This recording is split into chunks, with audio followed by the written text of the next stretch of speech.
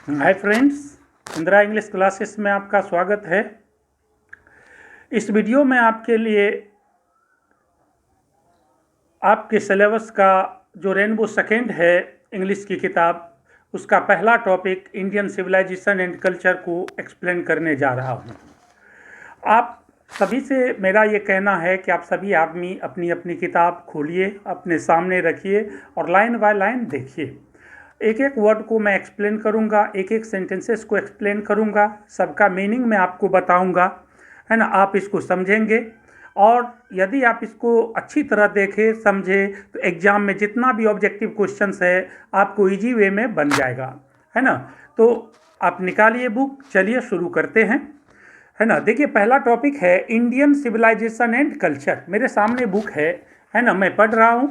आप भी बुक अपने सामने रखिए, है ना। आप जैसे मैं पढ़ रहा हूँ वैसे आप भी देखिए और अपने सभी सेंटेंसेस को मैं एक्सप्लेन कर रहा हूँ पूरी अच्छी तरह से, बढ़िया से मैं आपको समझा दूंगा, और ताकि आपको एग्जाम में, है ना, क्वेश्चन देखते ही आप इजी वे में आप बना सकते हैं।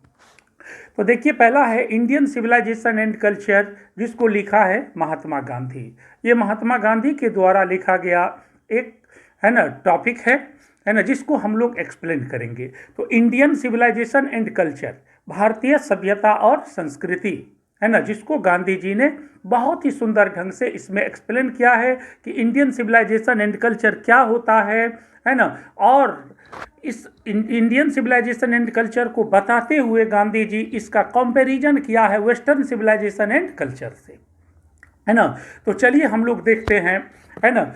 ये मोहनदास करमचंद गांधी, तो दोस्तों आपको पता है महात्मा गांधी का पूरा नाम मोहनदास करमचंद गांधी था, इसलिए महात्मा गांधी का मतलब Mohandas Karamchand Gandhi.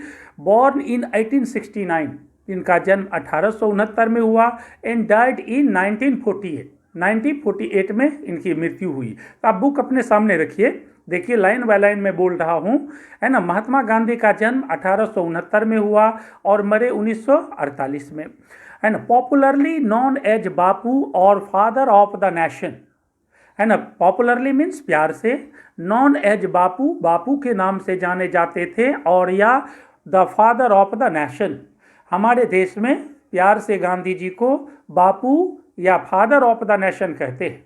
Father of the nation का मतलब आप तो जानते ही होंगे, राष्ट्रपिता, वो हमारे राष्ट्रपिता है ना। ये फादर ऑफ द नेशन, राष्ट्रपिता, है ना। Was more a spiritual leader than a politician. ये Gandhi ji was more a spiritual leader, वो एक स्पिरिचुअल लीडर ज़्यादा थे एंड पॉलिटिशियन कम थे।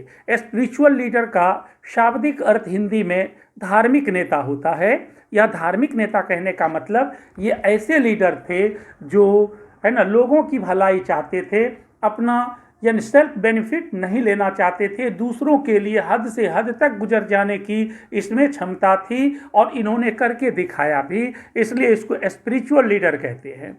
और पॉलिटिशियन तो थे ही, लेकिन पॉलिटिशियन से ज़्यादा गुण इसमें स्पिरिचुअल लीडर का था, जो हर क्षेत्र में, है ना, जातिवाद को खत्म करने के लिए, सामाजिक उत्थान के लिए, सामाजिक भलाई के लिए, देश की अर्थव्यवस्था के लिए, सामाजिक समरसता के लिए इन्होंने बहुत हद से हद तक प्रयास किया, है ना। ही सक्सेसफुली मीन्स दोस्तों सफलतापूर्वक, ही वे सक्सेसफुली सफलतापूर्वक यूज्ड प्रयोग किया, truth and non violence, truth मतलब सत्य, एंड नॉन वायलेंस मीन्स अहिंसा, एज द चीफ वीपन्स, मुख्य हथियार के रूप में, वीपन्स मीन्स हथियार होता है, मुख्य हथियार के रूप में, अगेंस्ट द ब्रिटिश रूल, अंग्रेजी शासन के विरुद्ध, इन इंडिया, भारत में, एंड हेल्प्ड इंडिया, और भारत को मदद किया, गेन इंडिपेंडेंस, आज़ादी प्राप्त करने में, और भारत को मदद किया आज़ादी प्राप्त करने में।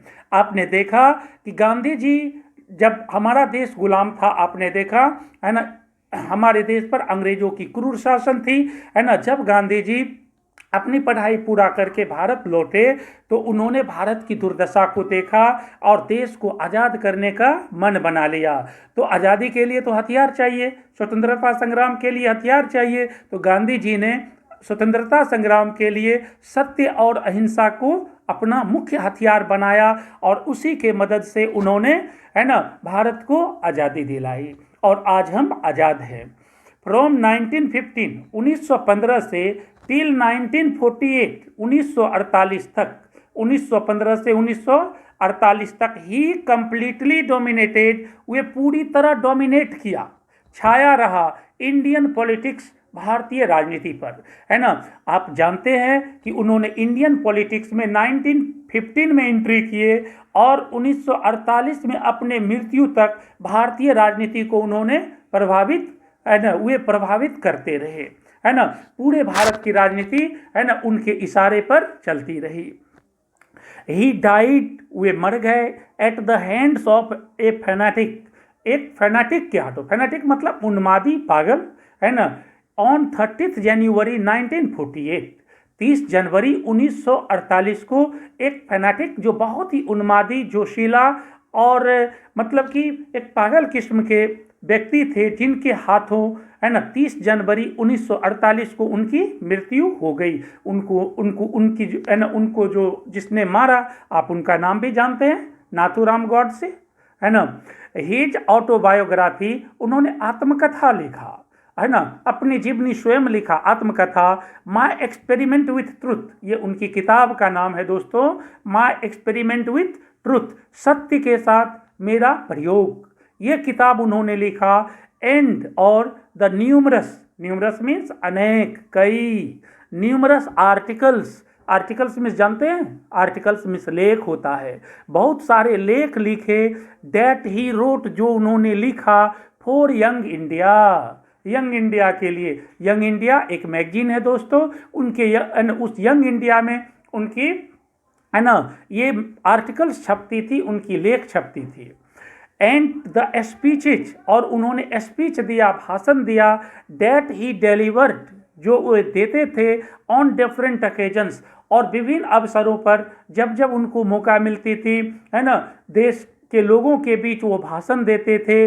उनकी भाषण रिवील हिम, वो इनको रिवील करते हैं, दिखाते हैं, not only as an original thinker, original मतलब मूल, वास्तविक, थिंकर मतलब विचारक, ओरिजिनल विचारक के रूप में ही नहीं, but also a great master of chaste idiomatic English.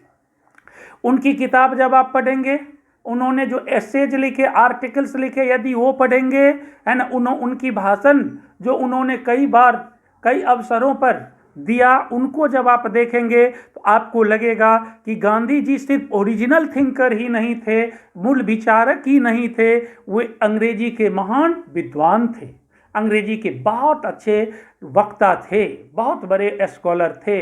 वो अंग्रेजी भाषा को बहुत ही सुंदर ढंग से लिखते और बोलते थे। चलिए हम लोग देखते हैं, है ना, in the following extract, extract मतलब होता है कहानी का भाग या कहानी का हिस्सा। ये जो कहानी का हिस्सा है, इंडियन सिविलाइजेशन एंड कल्चर, ये इंडियन सिविलाइजेशन कल्चर जो एक एक्सट्रैक्ट है, एक हिस्सा है। गांधी जी टॉक्स, इसमें गांधी जी टॉक करते हैं, टॉक मतलब बात करना, गांधी जी बात करते हैं about the sound foundation, sound मतलब मजबूत, फाउंडेशन मतलब नींव, मजबूत नींव का, ऑफ इंडियन सिविलाइजेशन, भारतीय सभ्यता के, है ना। इसमें ये इंडियन सिविलाइजेशन एंड कल्चर जो एक टॉपिक है, जो हमारे सिलेबस का एक अहम हिस्सा है, इस टॉपिक में Gandhi ji Indian civilisation and culture के मजबूत नींव की बात करते हैं, मजबूत फाउंडेशन की बात करते हैं, और उन व्हिच हैज सक्सेसफुली, जो सफलतापूर्वक, with stood the passage of time, जो समय के साथ अभी तक चलता आया है, सफलतापूर्वक चलता आया है। भारत की सभ्यता और संस्कृति दोस्तों अति प्राचीन है, ये ऐसी सभ्यता है, इसकी नींव इतनी मजबूत है कि इतने बदलाव के बीच भी हमारी सभ्यता सफलतापूर्वक चली आ रही है। हम लोग उसको पालन करते आ रहे हैं, उस सभ्यता को मानते आ रहे हैं, उस सभ्यता में जीते आ रहे हैं। द वेस्टर्न सिविलाइजेशन, पश्चिमी सभ्यता, पश्चिमी सभ्यता का मतलब यहाँ दोस्तों यूरोपियन सभ्यता से है, जो हमारे देश की नहीं है, है ना। कहता द वेस्टर्न सिविलाइजेशन, पश्चिमी सभ्यता, है ना, विच हैज द टेंडेंसी, जिसको टेंडेंसी है ना, जिसको क्या है, टेंडेंसी है टू प्रिविलेज मटेरियलिटी को बढ़ावा देने का।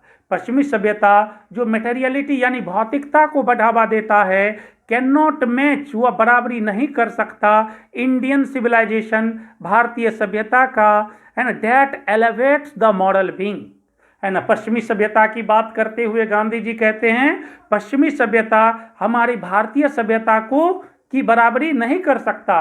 गांधी जी का कहना है पश्चिमी सभ्यता जो है ना, उसमें मटेरियलिटी की को बढ़ावा मिलता है, भौतिकता को बढ़ावा दिया जाता है, लेकिन है ना भारतीय सभ्यता में, है ना, नैतिकता की बढ़ावा दी जाती है। इस तरह यह पश्चिमी सभ्यता हमारे भारतीय सभ्यता की बराबरी नहीं कर सकता। तो दोस्तों, इस वीडियो में मैं गांधी जी के, है ना, जीवनी का जो अंश था आपके टॉपिक में, उसको मैंने एक्सप्लेन किया, है ना। आप इसको देखिए, अच्छी तरह समझिए, मैंने लाइन बाय लाइन एक्सप्लेन किया हूँ, इसको आप देखते रहिए, समझते रहिए। फिर इसके बाद वाले वीडियो में मैं टॉपिक को लाइन बाय लाइन एक्सप्लेन करूँगा, आप देखते रहेंगे, समझते रहेंगे, और यदि आप अच्छी तरह देखेंगे तो आपको, है ना, एग्जाम में कोई दिक्कत नहीं होगी। आप अच्छी तरह से ऑब्जेक्टिव क्वेश्चंस और शॉर्ट और लॉन्ग क्वेश्चंस को सॉल्व कर सकेंगे। Thank you for watching the video.